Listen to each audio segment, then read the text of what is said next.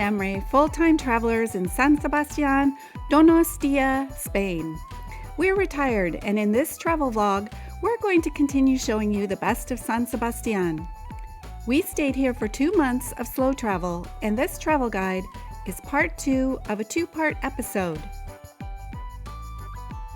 Now come with us for an up-close look at an authentic neighborhood. Come over to the apartment so we can make a famous pintxo together. Then you'll go to a super picnic spot overlooking the bay, visit stunning white cliffs, and discover more of local sculptor Chillida.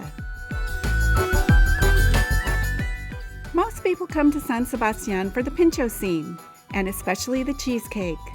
Let's show you how this stunning Basque city offers so much more than a tasty dessert.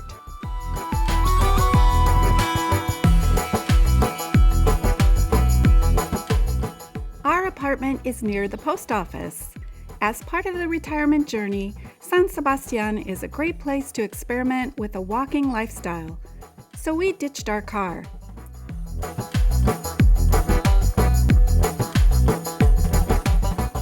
The Cathedral around the corner makes a great homing device. In this part of the city, traditional village life still thrives. Small proprietors focus on their specialty.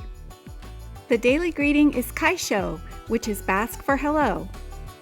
An autonomous region in Spain, the Basque people have their own language, which being so unique has confounded linguists to its origins.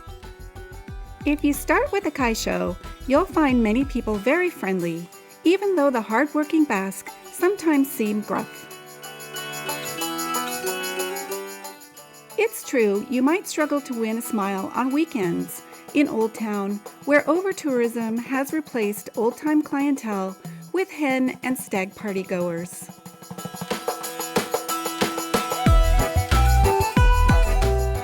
"10 minutes from the bars of Old Town, the wine guy on our block loves to chat. He keeps odd hours but bends your ear while he gives cheerful, spot-on recommendations. If you have to wait in line, you can have a look at his less touristy postcards."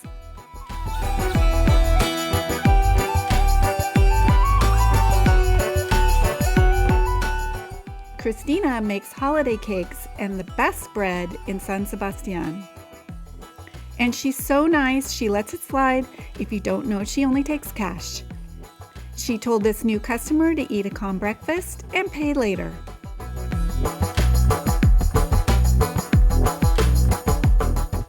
Everybody has a corner bar where you can meet up with your friends.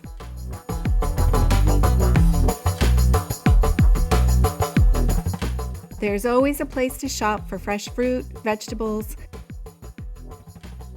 At the basket and carpet weaving shop that's been here since the 1900s, they'll offer to make you something by hand if they don't have it in stock.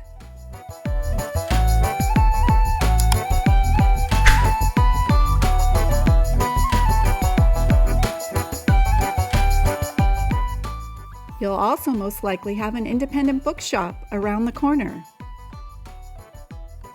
And at the neighborhood pharmacy, they try their best to match my French medication to a Spanish one, even though there's no equivalent. All in all, you'll be super happy to be surrounded by the historic aspects and local people of the neighborhood.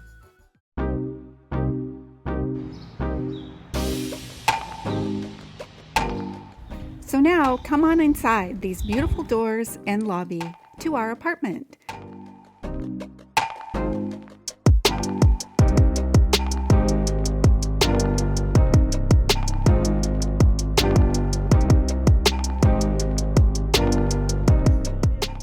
Today we're making the famous Gilda appetizer.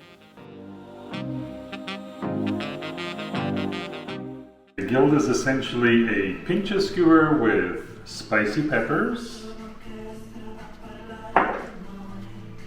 olives. These are actually filled with anchovies for extra anchovy flavor, and anchovies. And these are my favorite anchovies from Getaria, which is a fishing village not far from San Sebastian, famous for their anchovy production. And this is how you eat it. all in one go.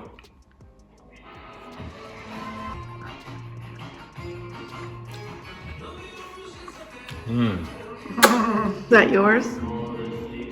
Can't be mine, can't be yours. What do you want it to be? The anchovies have picked a great place to get caught. Getaria has 2 small beaches, one for swimming and one for surfing. And there's a nice view where the lighthouse sits. Fishing trawlers tell you you're in the right place. You'll see happy faces going up the hill, following the smell of grilled fish to the 2 old streets in the village. Have your fill, but then come back to the harbor to find the best and freshest anchovies for your Gilda.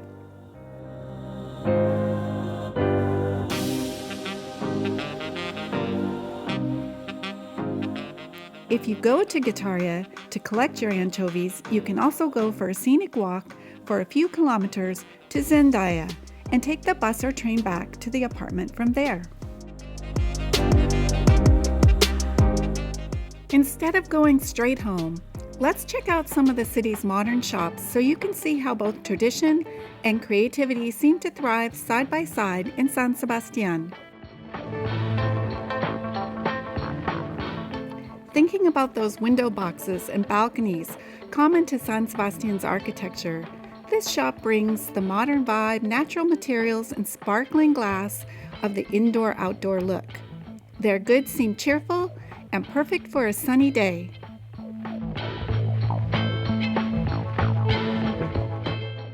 Not far away, another interior shop exudes San Sebastian's creativity with their own new designs combined with curated vintage pieces in an over-the-top, elegant space that's cozy and dark and a bit moody, like a rainy day.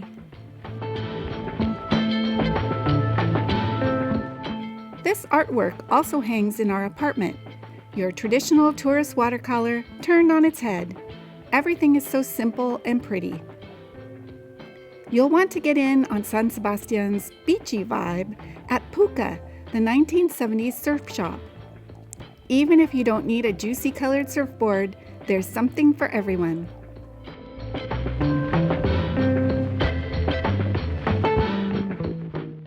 You might stumble on flashes of local creativity where you least expect it. Local florist Paname surprises you at the bus stop with a temporary installation.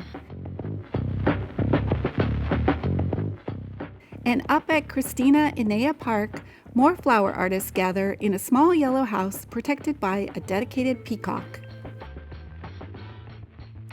Their workshop, led by star designers from Lisbon, literally bursts with color and creativity.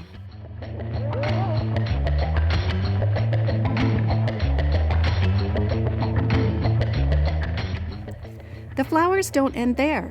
Everywhere you go, creativity fills the sidewalk borders, fountain borders, and parks in San Sebastian. You can surround yourself with flower displays on the lawn at the Queen's Palace Park, a great place for a picnic and one of the best views of Concha Bay.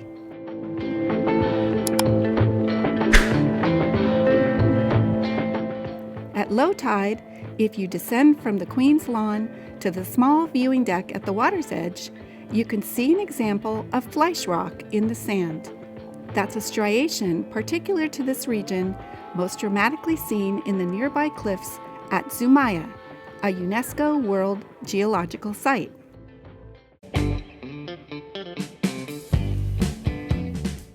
From Amara Station, you can reach Zumaia in 40 minutes on the Basque train.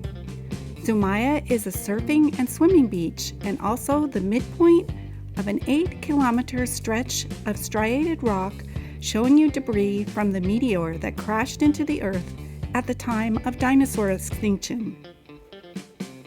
These plates of rigid rocks travel underneath the ocean and appear and disappear with the change in tide.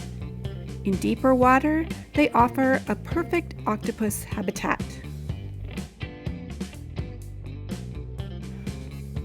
The trail leading past the Hermitage on the cliff takes you as close as you can get to the meteor-tinted Flysch rock.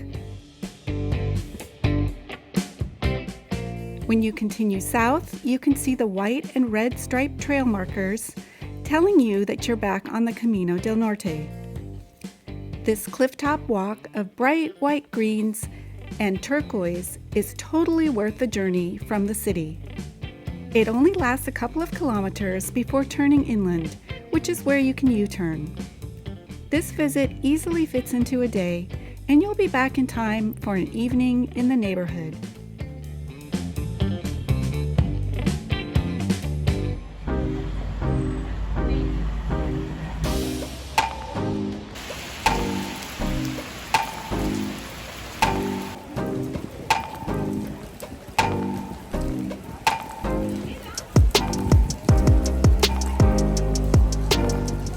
Neighborhood life includes taking the time to appreciate food and family. The cafes in the pedestrian zone fill and empty and fill again from late morning to late evening, even in the rain. In fact, rain or shine, San Sebastian is particularly beautiful at nightfall. And it's a super time to take advantage of the walking lifestyle with a short wander to the beach for a bit of twinkle.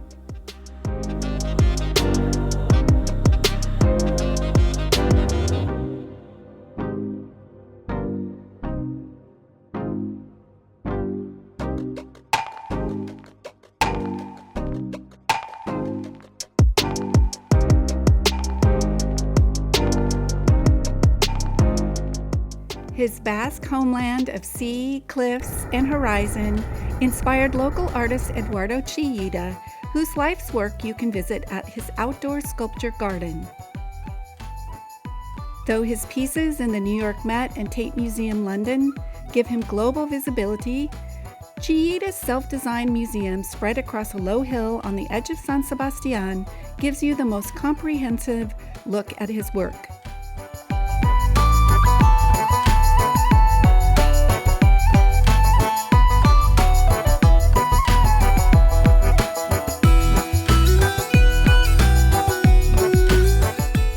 And bring your water-resistant footwear. It can be soaked and muddy even on a sunny day. Many of Cha's sculptures soar skywards in an effort to make you feel a bit small and humbled. This he thought would inspire more empathy among us all. He was particularly fond of a Greek angle called a gnomon, which he felt freed his compositions and your emotions. Cha's gnomon is slightly off right angle. It's said to be the same as the angle of your shadow if you stand in the sun, like the upright portion of a sundial. This is Cha's homage to his friend Cristobal Balenciaga, a fashion designer born in the town of Getaria, where a museum of his creations stands in his honor. Chillida was friends with many other Spanish artists whose works hang in his stunning Basque farmhouse.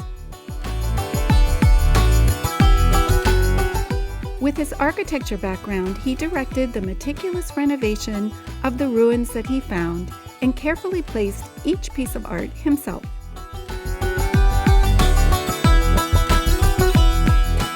His sculptures dot San Sebastian too, marking the beautiful surroundings with local charm and creativity.